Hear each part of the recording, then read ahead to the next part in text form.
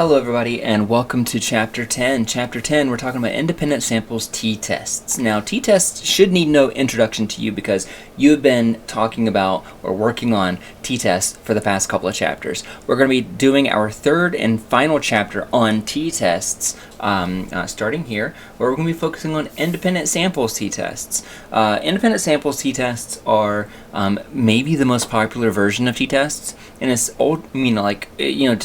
to simplify it, what we're going to be doing is comparing two separate samples against one another. So let's get into it. Now the format of this chapter is going to be very familiar to you by now because it's going to be the same format as the previous couple of chapters. In other words, we're going to be defining what an independent samples t-test is. We'll talk about how to calculate it, how to do hypothesis testing using that, and then we'll talk about a couple of problems that you may encounter whenever you have samples with unequal sample sizes. So let's get into it. Now a quick reminder about the different tests. Because remember, this is one of the things that I think is really tricky about statistics, is knowing when to use the right test, because you can absolutely use the wrong test and get called out for it. So you don't want to do that. So here are a couple of quick explanations. So first, a z-score is whenever you're usually just looking at one person. You're looking at how one person, where they fit on a distribution. And so that way you get a z-score for this raw value, and that lets you know how far away they are from the mean when you standardize the distribution.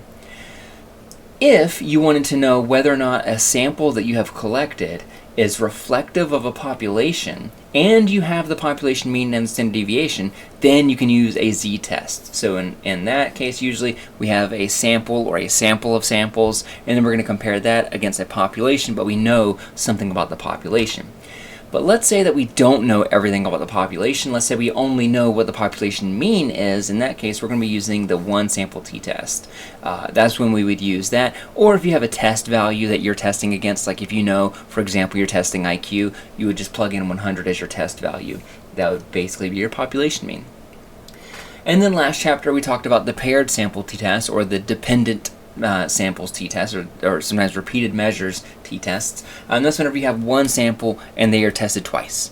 So you have one sample that are tested in two separate time points. Sometimes those can be before and after time points, or maybe they are condition 1, condition 2 time points. But the key there is that it's the same people, the same sample that's being used in multiple occasions. Now we're moving into independent samples. Independent samples is going to be whenever you're just looking at two groups that do not have the same participants, and you want to compare to know whether or not those groups are the same or whether or not they are different. So we're going to be doing that in this chapter. We're going to be analyzing, looking at two separate groups. This is sometimes called a between groups design. If you remember way back in Research Methods 1, you may remember within groups design, or within subjects design, and between groups design. A between groups design experiment lends itself to an independent samples t-test. So if you're able to figure that out, then you know what kind of test you want to run. If you're using within samples, where you have the same people doing multiple conditions, then you're going to be using a paired sample t-test. So that's just a kind of a quick shorthand way of knowing which tests you need to do. But again, the important thing here is that within subjects are going to be the same participants. So these are the same folks that are just tested in multiple times. And then independent samples is whenever you have different folks in both of the samples that you're comparing against one another. Alright, so here is a quick example here. Let's say that we have 18 clients and they meet the standard diagnosis for depression. Half of them are going to be assigned to a medication group, and half of them are going to be assigned to a counseling group. And you're interested in their depression inventory scores after a couple of months of this treatment. So again, why is this an independent samples t-test? Because we have two separate groups that have two people and two separate versions of people in them. So we have 18 clients and we have 9. 1, 2, 3, 4, 5, 6, 7, 8, 9. If this were paired samples, this would be participant number 1, and we would look at how they do with medication and with counseling. That is not what's happening here, right? We have half of everyone is assigned to one group, the other half are assigned to another group, which means that this is one person, but this is also a separate person, and this is one person, and this is another person. So for that reason, we are not going to be analyzing this by looking at the difference between this row and this row and this row and this row. That's what we do with paired samples t-tests. That's not what we're doing this time. Instead, we're going to be analyzing the medication group, we're going to be analyzing the counseling group, and then we are going to run a test to determine whether or not those two samples are similar to one another or if they are different. So here is the big difference with independent samples t-scores. So all of these formulas look almost identical, right? They look very, very similar, but in each case they vary in very subtle ways.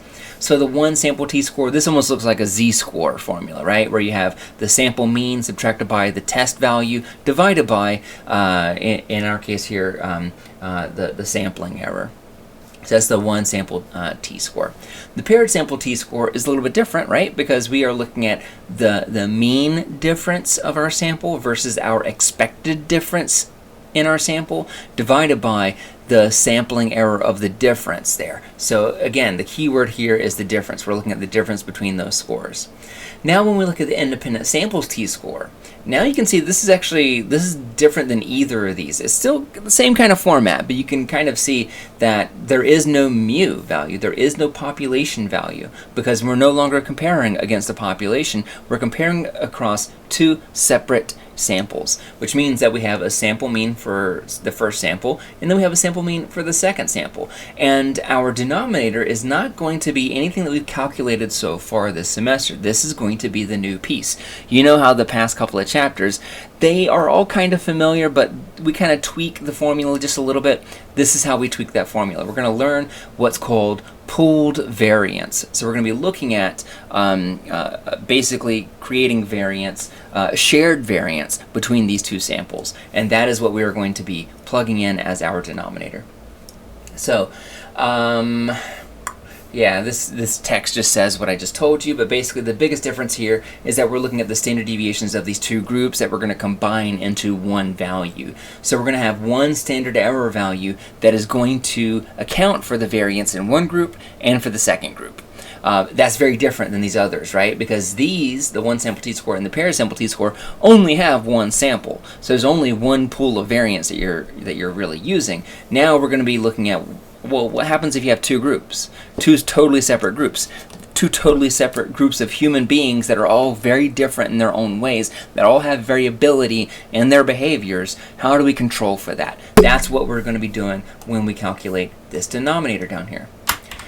That's called the pooled variance. Alright, so there are a couple of ways you can calculate this. One way is what you see right here, and this is a very complicated way of doing it. But I will tell it to you. I will walk you through it in case you decide to use it. A very quick little. Let me show you where we're going here. There's a faster way, in my opinion, to do this, and I will show you that second. So first, if you want to, because I'm not going to refer to this technique probably again in this chapter, but I'm going to introduce you to it in case you're partial to this and you want to use this. The way that you calculate the pooled variance is that you're going to get the square root of this massive equation right here. And this equation does look scary, but you already know all of the pieces here, right? Because n sub 1, what does that mean? This is going to be the sample size of group number 1. Do you want to guess what n sub 2 means? It's the sample size of group number 2. So you already know what this value is, and this value is, this value is, this value is, this value is, this value is, this value is, this value is. And you already know what the number 2 is, so we already know how to calculate all these things, and it's actually not that hard to do that with the sample size, right? The next part is then going to be finding the variance of the first group and the variance of the second group. So that's, that's the hard part, is finding the variance here. And just a quick reminder, the way that you find the variance is that you basically do the standard deviation formula, but then you don't you don't get the square root of that result. You just kind of go with that final thing before you get the square root of it. That's your variance. Or you get the standard deviation and you square it. Either way, it's the same thing. So if you wanted to do that, you could plug those values into this and it'll give you the correct answer, which is awesome. If you can do that, more power to you. The reason why I don't is because I always seem to get lost whenever I'm doing this. Like, I always seem to accidentally, like divide something by 2 instead of subtracting both of these by 2. Or I might subtract, only one of these sample sizes by 2 instead of the sum of these. You get the idea. It can get really, really weird. You got to listen to PEMDAS and follow the rules of operations very carefully. So here is the way that I think is a little bit more clear, but again, use the method that works best for you. So here is how you get pooled variance, and then you turn that into the denominator you need. So the way that you can do that is you get the sum of squares for group 1 and the sum of squares for group 2, and then you divide that by the degrees of freedom for group 1 and the degrees of freedom for group 2. Then you're just going to get the square root of those values, essentially. So you're going to get the square root of the variance divided by the sample size, and then you're going to get the square root of the variance divided by the sample size again for the second group. So that's all you have to do. Again, they probably will take about the same amount of time to do. I don't think one is faster than the other, but I'm going to be referring to this version of the algorithm, of the formula here. So the way that we formulate hypotheses are exactly the same as what we've been doing. The way that we're going to express that is going to look familiar, where we're going to have HO and then a colon, and then we're going to have our mu1 equals mu2, right? Because what that means is that the mean for group 1 is the same as the mean for group 2. What does that mean? That means that we don't expect there to be any differences, between these groups, that those populations are identical. But the alternative to this, the alternative hypothesis to these null hypotheses would look like this, where if you think that it's a two-tailed test where you don't have a prediction about the example that we used earlier, which was medication versus treatment, let's say that you don't have an expectation, then you would use this alternative, where you're saying that you think that there's some difference, but you don't know exactly what the difference is. You just know that those two groups are not going to be the same. That's totally fine.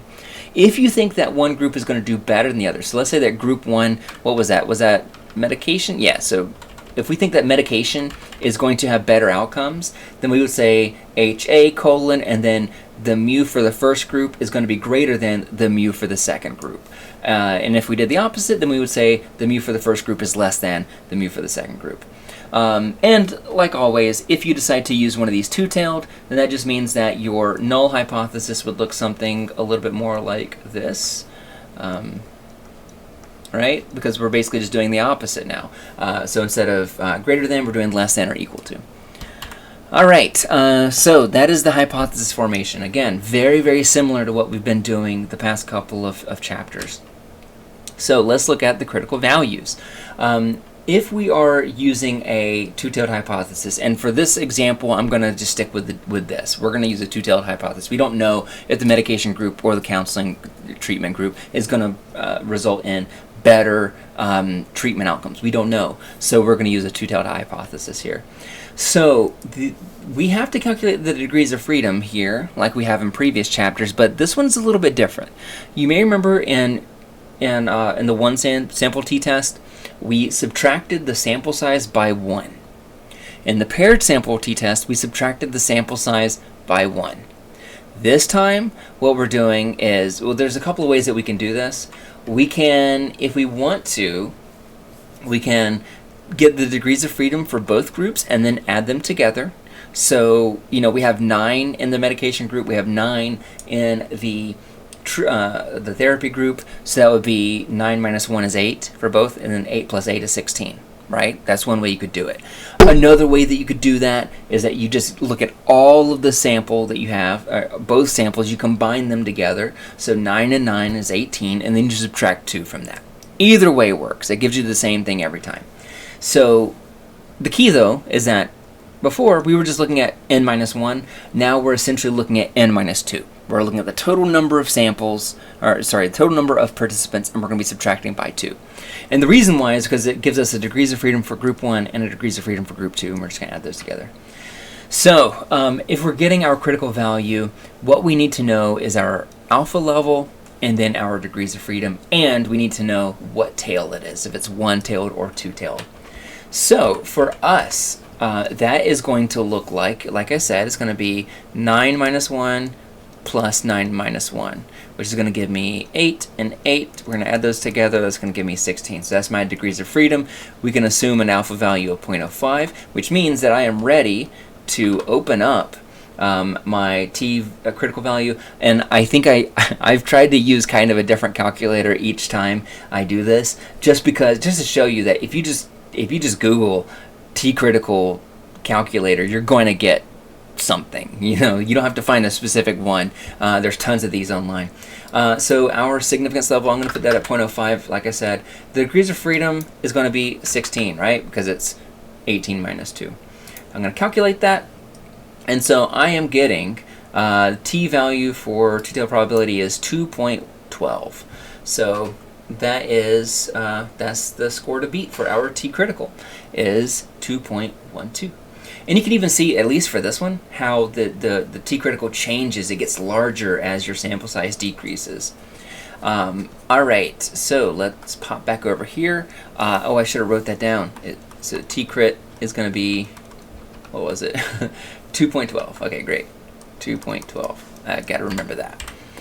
All right, so plugging in those values, that means that we get plus or minus 12. So if we're thinking about our distribution, which I always recommend you draw this out, then what this looks like, you got your positive and you got your negative pieces here on this distribution. We're saying that our thresholds are going to be roughly right around here. So if we crunch our numbers and we find out that our T obtained is on either end of this, then we can reject the null hypothesis. If it's below negative 2.12 or if it's above positive 2.12, then we can reject the null. If it doesn't, then it falls into this piece right here, which represents 95% of the population. Alrighty, so let's get into it. So we're going to calculate things like usual. We're going to calculate things like we have all semester pretty much, where we first are going to find our mean, then we're going to subtract each of these values by the mean. That's going to give you our residuals for this group, and we're going to do the same thing for over here. We're going to get the residuals for that group. And then, like before, we're going to take those residuals and we're going to multiply them by themselves. So we're going to square them, and that's going to give us that. And then we add all those together, and that's going to give us our sum of squares for group 1 and our sum of squares for group 2. And that's what we need to know to find the pooled variance here. So if I crunch the numbers here, I'm getting a mean for x bar 1 of 28.778. So I can simplify that as just 28.78. And then group 2 is the mean is going to be 38.11. So I'm going to go through each of these. So it's going to be 32 subtracted by 28.78, 40 subtracted by 28.78, and so on. And then over here, we're going to do 43 subtracted by 38.11, 31 subtracted by 38.11, 39 subtracted by 38.11, and so on. That gives us these numbers right here. These numbers are so messy, and I apologize for that, but they're not going to be this messy, hopefully, if you take this on a quiz or on an exam. I try to avoid super messy residuals like this, where now that you have these, whenever you square them, they get nightmarish. So I'm going to square each of these values now. So each of these residuals I'm going to square, and that's going to give us these new columns. Now, whenever I add up all of the scores here, that's going to give me my sum of squares for group 1. And you can see that reflected over here. And the same thing for over here. If I add all these together, it's going to give me the sum of squares for group 2. And you can see that right there. So those are my sum of squares values. They are going to come in handy once we calculate our pooled variance. So we don't, we don't have to go through and then apply, this really fun formula that we've been using all semester for standard deviation. We don't have to do this for every single piece. It would be pretty easy at this point because, getting this numerator, which is the sum of squares, that's always the hardest part of this. But we don't actually have to go through and find this out for both groups, because we are going to refer back to this formula that we learned earlier in this video. this trying to find the pooled variance. So we have the sum of squares for group 1, we have the sum of squares for group 2, and we also have the degrees of freedom. So we have all the ingredients that we need to do this. So that's going to be 873.56 plus 224.89. So the sum of squares for group 1 and the sum of squares for group 2. And then we have the degrees of freedom for group 1 and the degrees of freedom for group 2. So what I would like for you to try now is that now you know how this works, go ahead and pause this and see if you can figure out how to calculate the t-score on your own from this, because all you have to do is plug these values in, plug whatever you get right here into this. You already know the n, that's going to be 9 and 9. And then you know that the t obtained is going to be x bar 1 minus x bar 2 divided by this, divided by my pooled error. Alright, so you should be able to pause this video and find that solution on your own if you like, if you want to try to practice a little bit and challenge yourself. I'm going to erase that. Alright, so, and you can see how this looks over here, where basically I found that the pooled variance is 68.65. So whenever I add those together and then divide by 16, it gives me this. I'm going to take this value and I'm going to plug it into here now. So that's going to be 68.65 divided by 9 plus 68.65 divided by 9. And whenever I do that, that's going to give me 3.91. That is going to be the denominator for my t obtained formula that I just wrote out. This is the easy part now. We've gotten out of the woods. Now it's just time to plug these in and then call it a day. So this, again, this is going to be x bar 1. This is the mean for group 1. This is the mean for group 2. And then we are dividing that by our standard error. Or our pooled error, or however you want to refer to this. So we got that. That gives me negative 9.33 divided by 3.91, which gives me a t value of negative 2.39. So now it's time for us to make a decision. So we take that negative 2.39 and we come back over to our distribution, which we drew out, and we know that we set up our t criticals over here, right? Really far down the tails where we have negative 2.12 and positive 2.12, because it's a two-tailed test. We find that our t obtained value does fall into our rejection region, so we can reject the null hypothesis. Congratulations, pat yourself on the back, we got significant results. And the way that we would write this out using APA format would be something like this, where we say, based on a comparison of two groups, clients in the medication group, and then I report what that mean is, reported less depression than clients in the counseling group, and then I reported what that was. Then I put in these statistical terms, which again are very similar to what we looked at in the previous couple of chapters. T indicates what kind of test we use. We use a t-test. 16 represents the degrees of freedom. That's always going to be in parentheses. Equals our t obtained. And then because we reject the null hypothesis, we're going to say that p is less than our alpha value. So p is less than 0.05. And that is how you do it. Now, what happens if you don't reject the null hypothesis? Let's say that we, instead of using an alpha value of 0.05, what if we use 0.01? If we use 0.01, you can see how the t critical has now jumped up from 2.12 to 2.92. So we have a positive 2.92 and a negative 2.92. And unfortunately for us, that means that we do not reject the null hypothesis, right? Because our negative 2.12, sorry, that wasn't, all right, hold on. 2.39, my bad. That was the, 2.12 was the previous critical value. But we see that negative 2.39 does not quite get through our critical value. It does not enter the rejection region, which means that we would fail to reject the null hypothesis, which is why you got to be careful. Like a 0.01 alpha value is conservative. In other words, it ensures that you're not making any errors. It's very careful of you to use a 0.01, but it's harder to reject the null whenever you do that. So we would write this out when we fail to reject the null as, based on a comparison of two groups, clients in the medication group reported no difference in depression compared to clients in the counseling group. That's all we got to say. And then we, the only difference here is that this right here, the p-value, is greater than the alpha value that we were using. All right, I feel like I went a little fast, but I think it's just because I already had the formulas up and didn't have to bubble them in and make errors and erase that stuff.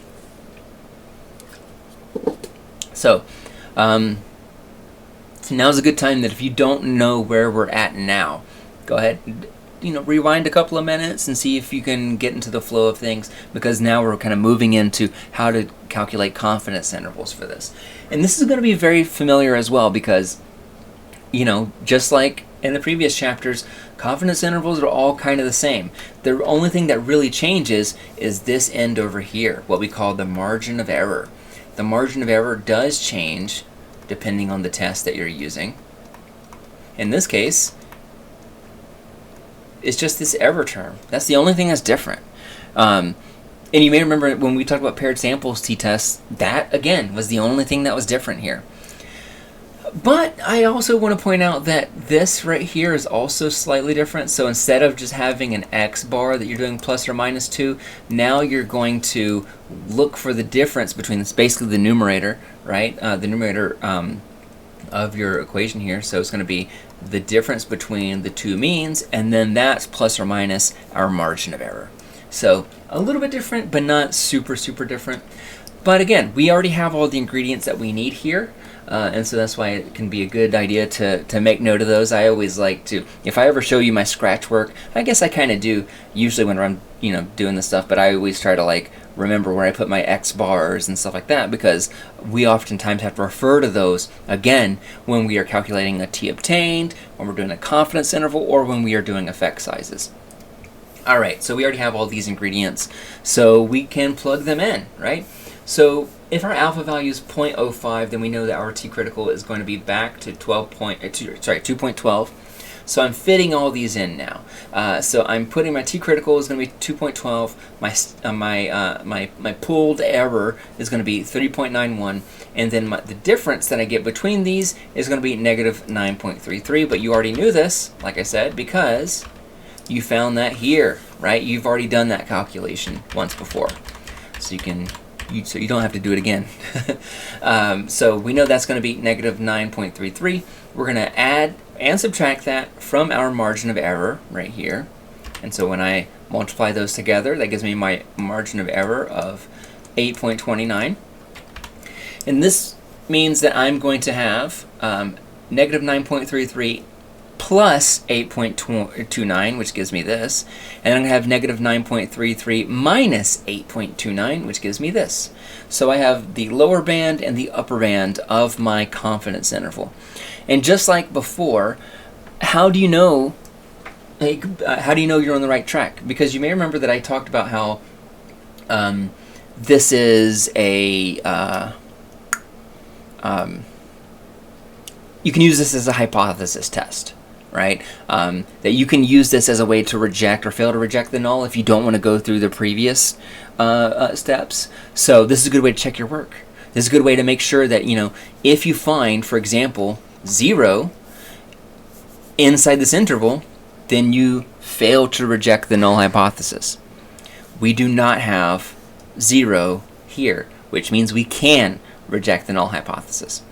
So what we're looking for when we're doing this is whether or not 0 fits in here. If 0 does fit in here, then what that means is that we're 95% certain that the difference between these two groups falls somewhere between these two values. If 0 falls between those two values, that means that we cannot say for certain that we're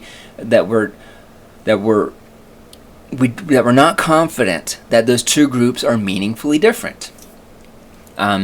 If 0 falls outside of this, like it does here, then what we can say is that we reject the null, because we think that the difference between those groups, we're 95% sure that it's not 0. So that's how you can use this to check your work, like at the end of things. Because usually when I come up with questions on practice quizzes or whatever, or on exams, usually I'll have you do all these steps, right? So think about that. Whenever you see the confidence interval, think about that as a way to double check your work to make sure you're on the right track. So we would write this out to say we're 95% confident that our sample comes from a population change whose mean is between these, and take note that 0 is not within that interval. Now if we wanted to crank up the alpha value's difficulty so that it is harder to reject the null, which is what we're doing here, we're having a confidence interval of 99% now. And so the only thing that changes is going to be the t-critical value, right? All these other things do stay the same. All this stays the same except for the t-critical value, which is now new.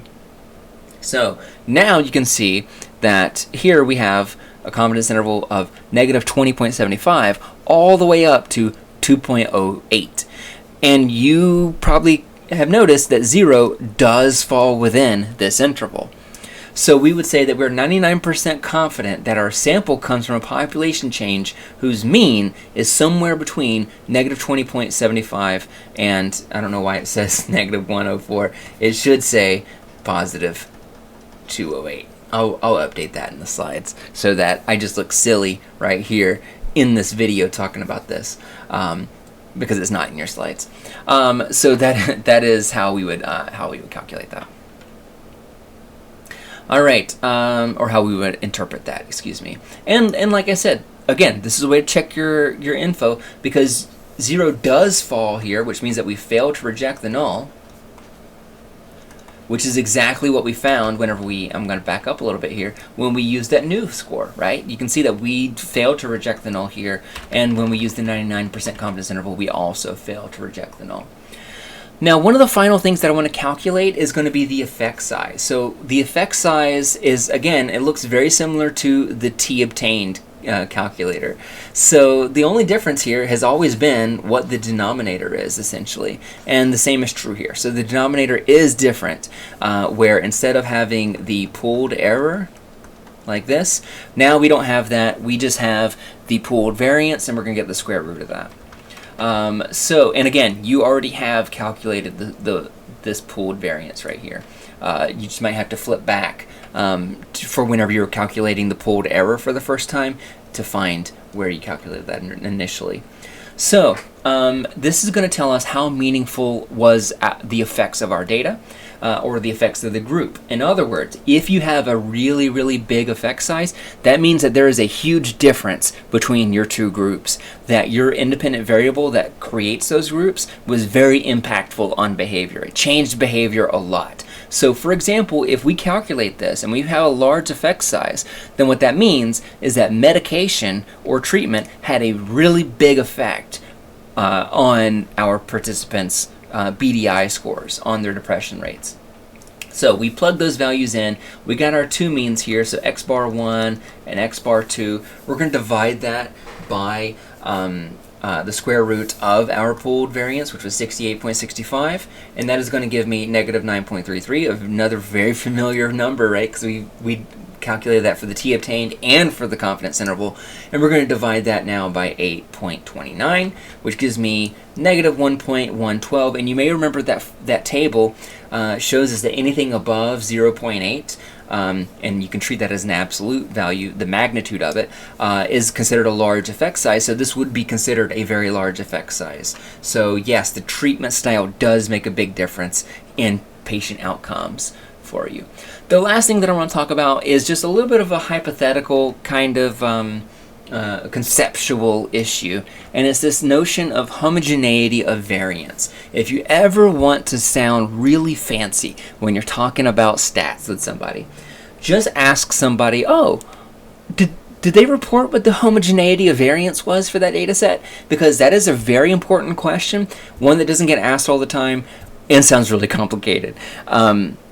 So homogeneity of variance essentially means that the two distributions that you have for both groups have the same kinds of dispersion.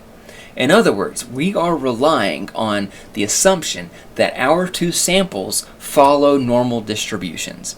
In reality, that is not always the case. It can be uncommon for that to happen, to actually have both samples follow normal distributions. So it doesn't always happen. But if it does, then you're free to run these stats. If it doesn't, if it looks like, for example, one of your samples is following this distribution, and one of them is following something that maybe more like this. So this one's a little bit negative skew, as you can see here. Then you would use what's called the Welch's t-test. You can actually find that in JASP. We're not going to be doing it this semester, though, because that requires you to use a different kind of a denominator in your t-value, and it's we usually save this for either advanced statistics or for graduate level statistics. So you don't have to worry about it, but it is something that you should be careful about, something you should know about, because whenever you're reading the news, when you're reading a research article, when you're reading an instructor's manual about therapy or whatever, it's important to take note of what kind of variability these samples have. If they are identical, then we're going to say that they have good homogeneity of variance. It means that the variance is spread out along the curve evenly. If you don't have homogeneity of variance, then this is what you see, where you have that the two distributions of the sample don't look identical. And that causes problems in our ability to generalize, extrapolate, and forecast from those samples. And that is pretty much it. I'm going to do a practice problem in the next video, and then that's pretty much it. I do want to say, if you do want to, there's a couple of other things. If you want to sound really smart using stats, a couple of other terms you should know is Mahalanobis distance. And I'll try to write that out. Mahalanobis distance.